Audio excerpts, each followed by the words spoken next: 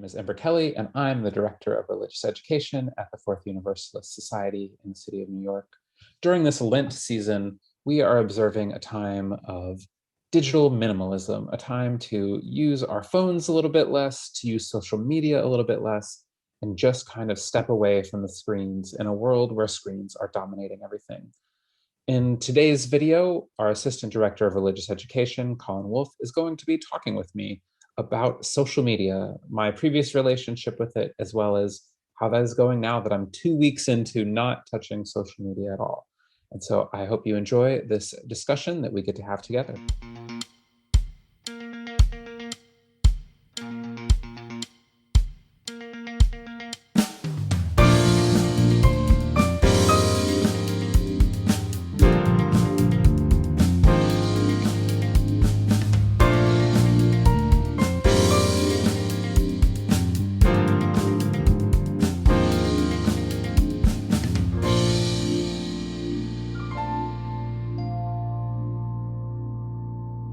Hello, thanks for having me, Ember, so we can talk about this digital minimalism project and the challenges that it poses and the successes that we're having in it.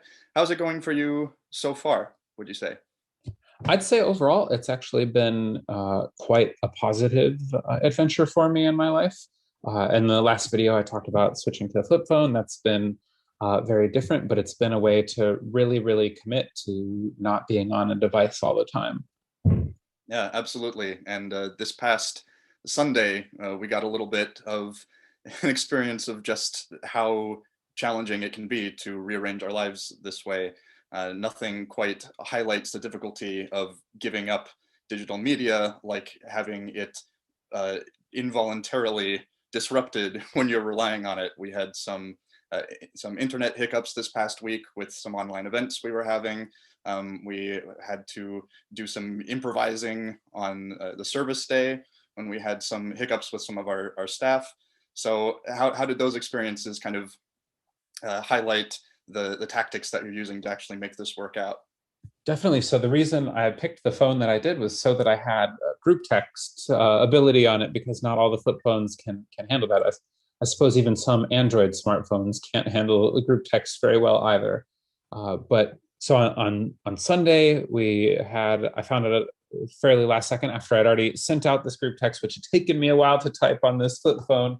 And I find out like, oh, whoops, like it turns out I got one of the wrong people and I don't have the correct person in here. And then we were trying to also make sure that we had enough teachers and coverage, and it was challenging, but I think it made me. I think it helped me focus through it instead of being like, oh, I need to send like 500 emails right now.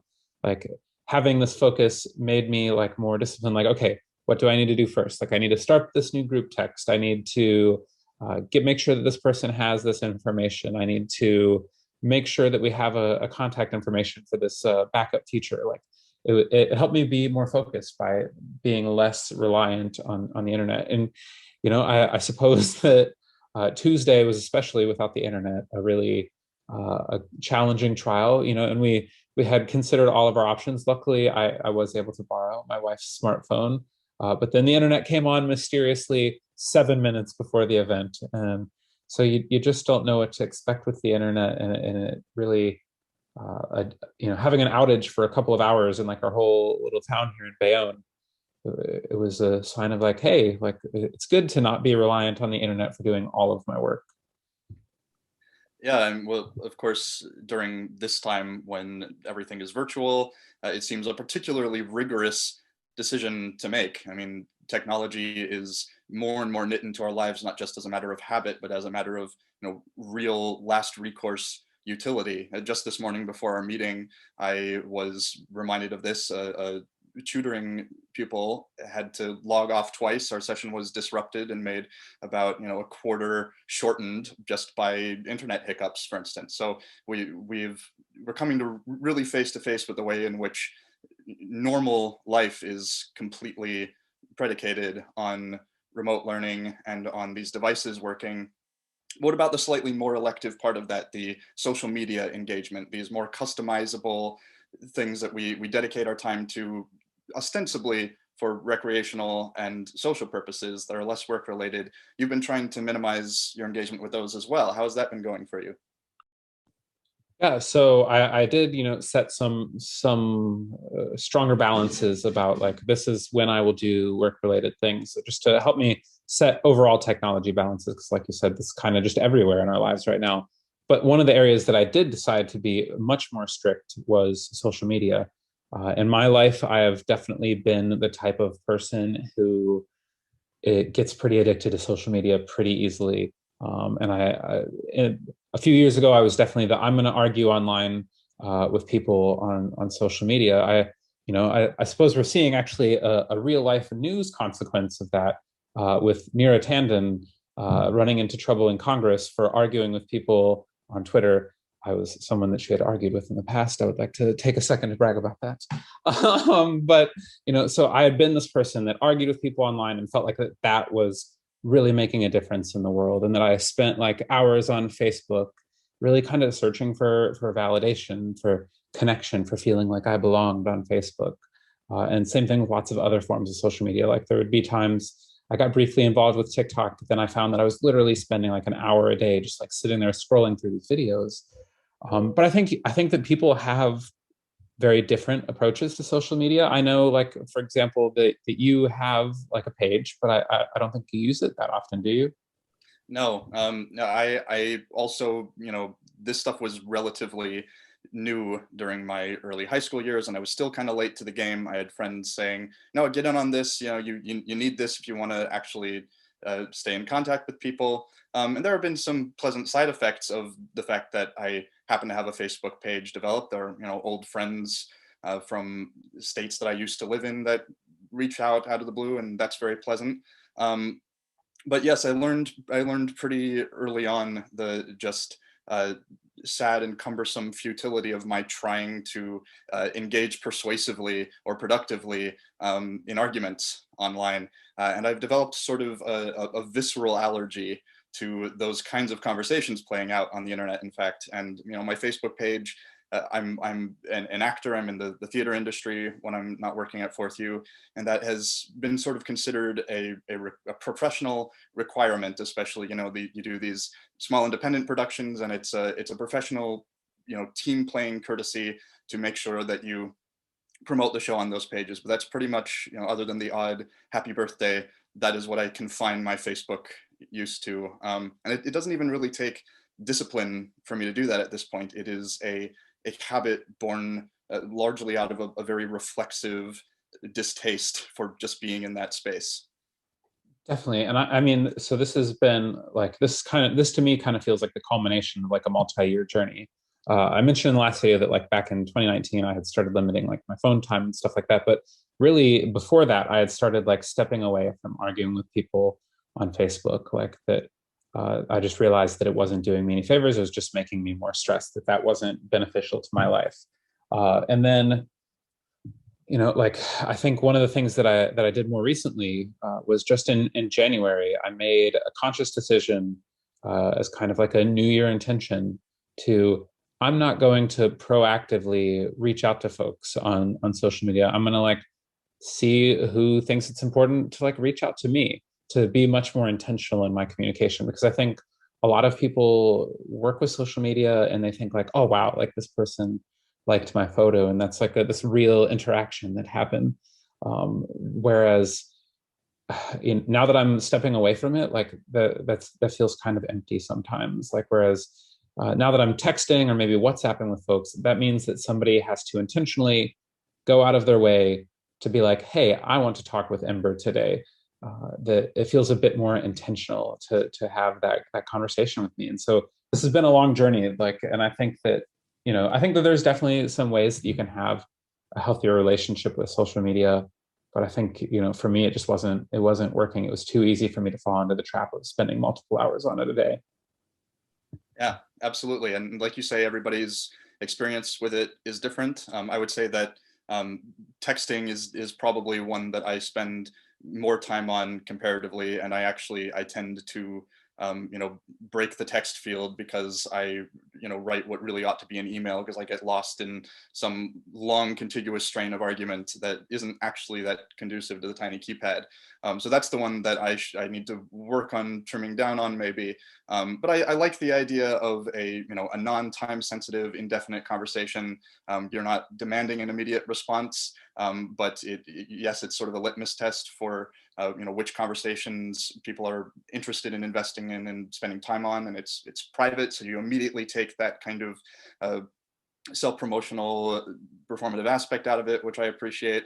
But given that everyone's experience is so different in social media platforms, and given we all have individual susceptibilities that are circumstance and relationship dependent, do you have any more kind of just more generalizable wisdom about how all of us can sort of heuristically improve our health with social media and with online engagement? I mean, I think one of the easiest things to do is definitely to turn off notifications, because I think if you've watched any of like the documentaries about it, they talk about it, that these notifications are designed like, hey, someone did something, you better come see, like this is really important to your life. They're designed to draw you in, and then once you get on there, you lose track of time. And I think that's the other thing, is like maybe setting timers, because like the thing is, even as somebody who is being very conscious of like my social media usage like in the last year or so, it was still very easy to like sit down and get on Facebook, and suddenly I realized that it was 15 minutes later, because like the way the app is designed, you're designed to look down, not to look up at like the corner where your timer is on your phone or on your computer or on your like other device. You're not looking at the time. So if you have like a timer that says, hey, like I'm done after this amount of time, most phones, even my flip phone, have a timer. I suppose the timer would also help you with your not wanting to send quite as long of messages. It does make things more focused when you can't type quite as quickly. Um, but yeah, I think that notifications and like just setting timers so that you're aware of time passing, because these apps are designed to draw you in, and if you can stop that with notifications, that's a plus. It makes it slightly less tempting to go click on that and find out what's going on. And then set a timer, and then maybe just set like specific times, like, hey, I'm gonna check my Instagram every night at 5 o'clock or something like that. I know for me, when I started this challenge, I actually said like, I'm going to every Friday, I need to use my phone for work. I have to. And I'm going to use that as a time to just post a few things. But like as I've started, I said, you know what, like I'm really enjoying not being on there scrolling through, so I'm not going to do it. So I have switched from I'm going to do this like once a week to I'm just going to wait till Lent is over, and maybe like I'll post an update then. But besides that, I use it for work. I don't know, like, and that I do have like some memories that I wouldn't want to lose on there. I think I would be tempted to delete it after all of this so far, even just 2 weeks in, like that it's really freed up so much time. I'm suddenly embroidering, and I have been like I've been working on Les Mis, the big version, the unabridged version, like Bible length Les Mis, and I had started it, and with COVID, with the move out here, I just completely fell off. I was consistently stuck with like I've made it like halfway, but I'm still like 600, 500 pages away. But now that I've not been on social media, that frees up, even though I was already limiting myself to only like 3 hours a day, which felt like a pretty big limit at the time. That now frees up 3 other hours to like go do something else. And since I'm setting limits on my work, then I'm like, okay, I'm not just going to get on and do something for work just because I feel the need to be on the screen. Like, what can I do instead? And so like now I'm finally closing in. I'm sub 200 left on my reading, and it feels good to be almost done with Les Mis. That's a great thing to replace social media engagement with, I think. And a couple of those points you made really resonate with me. What you said about trying to preserve the memories that have been collected now on these platforms, and it's such a. I mean, that's the case for me too. On Facebook, it's now years and years worth of accrued production photos that other people have posted up there, and I would want to find a way to preserve all of them individually before fully deleting my account. There's individual correspondences that I sometimes can look back on fondly that would have to go. And so it's a great statement about the kind of scary way these platforms become self-justifying the longer and longer you hang on to them, not just because of our personal record keeping that is on there, but the more they're used for as philanthropic mechanisms, the more that they are used as means of news dispersal, the more they sort of become justified de facto because of the service that they have just happened to be relied on to render. And I don't know how we can collectively break ourselves of that when every individual now has a real significant challenge that they would have to walk through in order to feel like they weren't just lopping off a limb at this point to not just dial back, but say completely shut down one of these accounts. And the idea of lessening the number of notifications that come in, the number of times they can demand your attention, I think is a great one. Another one that you said, I think in an earlier conversation about this, was putting your mobile device away from you physically while you're working. I think that's a really great one. I'm someone that when even if I'm reading a hard copy of a book for pleasure, I will compulsively look up things that I encounter that I don't fully understand, or words that I don't know or that I want to learn more about. And the phone and search engines just make that so easy to do. And I've started to, and it fragments the reading experience, not just looking away from the book to look something up, but looking from words on a page to that backlight, that luminescent, sheeny glow. And so I've started actually allowing big, thick, coffee table reference books to make a comeback in my household. And yes, they're a little more, unwieldy, and it still breaks up the reading experience to search in that slower fashion, but it's still the same kind of media. It's words on a physical page. There isn't that addictive quality, this idea that I could navigate instantly to anywhere else in cyberspace. And the difficulty of looking things up in a book this thick actually makes it more likely I'll go right back to reading once I do that. So I guess that would be my general piece of advice for people who share that susceptibility. I'm sure that World Book Encyclopedia would appreciate it if you started buying the sets that we all had back in the 90s and 2000s in our libraries at school. Right. Well, and like on that note, like that's where I'm really happy that like the copy of Les Mis that I have has all these like endnotes that I can, if I'm really like curious, like I can go and look and be like, oh, this is what is being referred to, sort of thing. But yeah, I think that makes a lot of sense to to not rely on your phone as like this constant source of information. Like, do you really need that? And like we lose. We were just recording also a thing about the UU sources and about this awe and wonderment of the world, and we talked about curiosity. Like, we lose this curiosity when all we have to do is flip on our phone and say, hey Google, like tell me what this means. But like we've lost the ability to research and to like stumble down like this rabbit hole of information that's a little bit more focused on the actual information. Whereas, we, with the rabbit hole that instead we go down is like, oh, well, I need to look up this word. But like while I'm here, I might as well check my notifications to like see if I have any new emails, see if I have any new texts. And it takes us off focus, like you were saying. Yeah. Yeah. Yeah. All of that is incontestably true. And then the praxis of it is suddenly so challenging, though. I feel like so many more people know this intellectually than feel like they have the will or the time to actually shield themselves from those sometimes totally artificially but nonetheless imperious demands that those notifications and those dings and those light ups make on us. So yeah, thank you for sharing those thoughts. Do you have any closing statements on this before we wrap up this conversation? I can't say that I can advise folks to maybe get a flip phone. It has been a great way to really help me break those last little bits of the habit, but like, you don't have to make that drastic step. You can start with something small, like turning off notifications. It really does help. Like, that was the first thing I did, and I noticed it made such a huge difference. We do have, if you check our show notes here on the videos, we do have like a link to a Google Doc. So if you decide to take this journey as a member of our congregation, as a complete stranger, or just a person who's really interested in minimalism, if you decide to like join us during this time of giving up things and giving up your screen, we'd love to hear from you and love to keep the conversation going and hear how folks are having similar experiences. Yeah, thank you, and thank you for having me and chatting with me about this for a bit and for sharing your thoughts.